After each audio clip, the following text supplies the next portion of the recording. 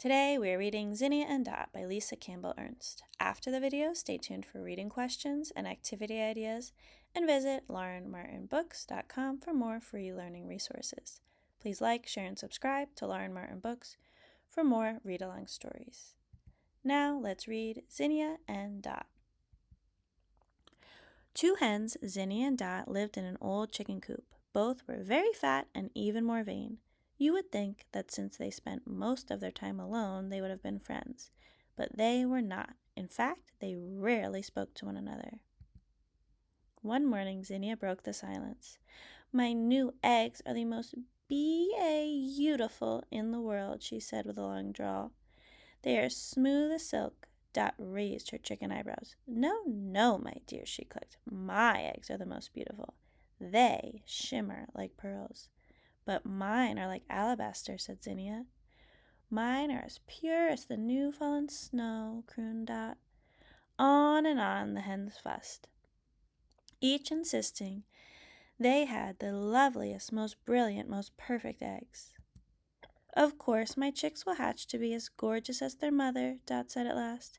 She jumped to the coop floor and strutted in the sunlight. Zinnia was not to be outdone. She fluttered across the hay, displaying her brilliant feathers. "What beautiful chicks I will have," she said.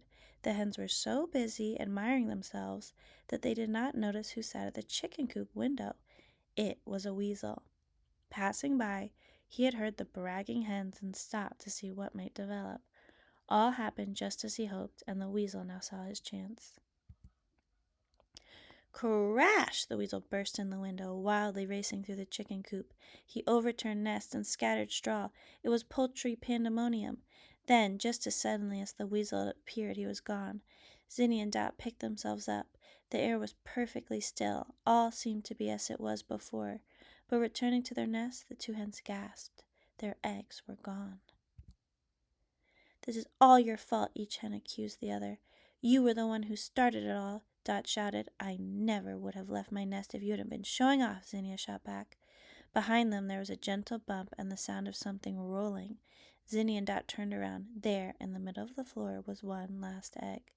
Two chicken voices shrieked at once, "That's my egg!" What a fight now began. Zinnia knew without a doubt that it was her egg.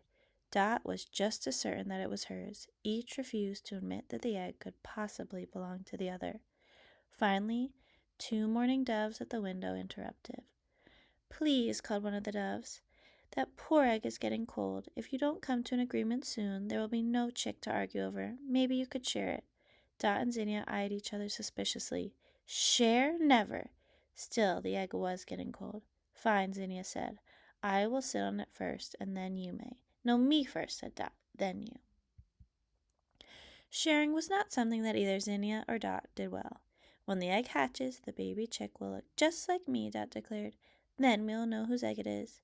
"Yes, we will know," Zinnia snapped, "but it will look like me because it is my egg." Finally, even these two grew weary of quarreling, each knowing that nothing would ever change the other's mind. An icy silence filled the air. Days passed. The mourning doves sometimes stopped by the chicken coop to see how the hatching was progressing. There Zinnia and Dot sat, unmoving, refusing to even acknowledge that the other was there. "Why not entertain one another?" suggested one dove. "Sing some songs, tell some stories." "Ha!" cried Zinnia. "The only story I'll tell is about me and my baby chick leaving this coop."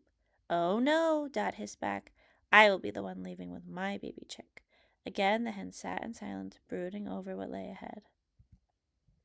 Now all this time the weasel had been thinking about just one thing, the egg he left behind, and the longer he thought about it, the more he could not rest until he had returned to claim it. "While I'm there, I might as well eat those two old hens," he growled, setting out for the chicken coop. The two old hens, meanwhile, grew more irritable with each passing second. They only spoke to complain. "Stop humming, stop wiggling, move over." Tempers were short. And that is when the fly buzzed through the broken window. Bzzz. Around and around he buzzed again and again until each hen thought she would scream. When the fly buzzed past Dot's beak, Zinnia flung out her wing.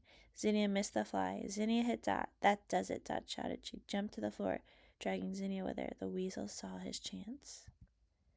Crash through the window he came. At first Dot and Zinnia froze. Then they turned on the weasel. Stop him, shouted Dot. Don't let him near the nest, screeched Zinnia. One jumped on the weasel's back, the other on his head. They seemed all beaks and claws. Squawk, cluck, yelp. The weasel leapt and rolled and snapped, but he could not get rid of the battling chickens. He struggled back to the broken window, jumped out, and disappeared. The exhausted hens collapsed on the coop floor. We did it, Dot said. We scared the weasel away. Zinnia shook her head. Who would have thought we could be so brave? The hens, giddy from their victory, cackled as they sat back down on their nest. One hen could never have done it, declared Dot. For once, Zinnia agreed. Lucky we both were here, she said. The thought made both hens cackle again, so hard they cried. Shh, listen, Dot whispered. A tiny tap, tap, tap could be heard underneath them.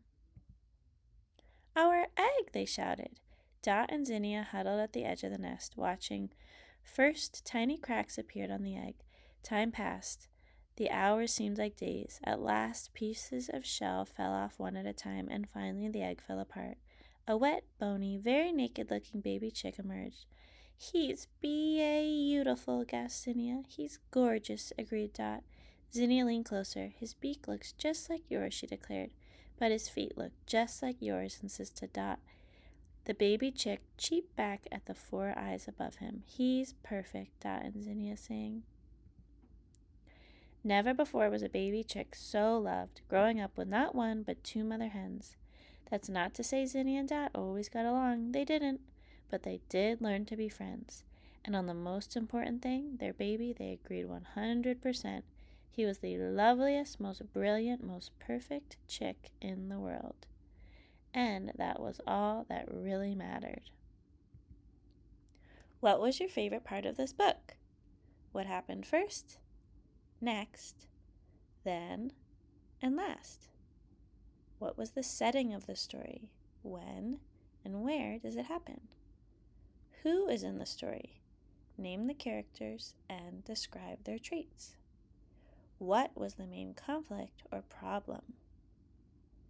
How and why do the characters respond to the problem and solve it?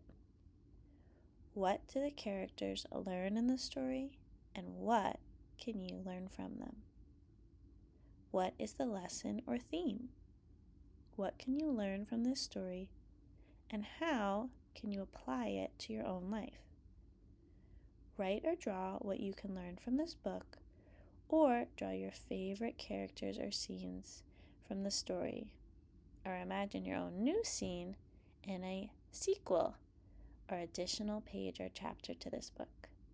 Please like, share, and subscribe to Lauren Martin Books for more read-along stories.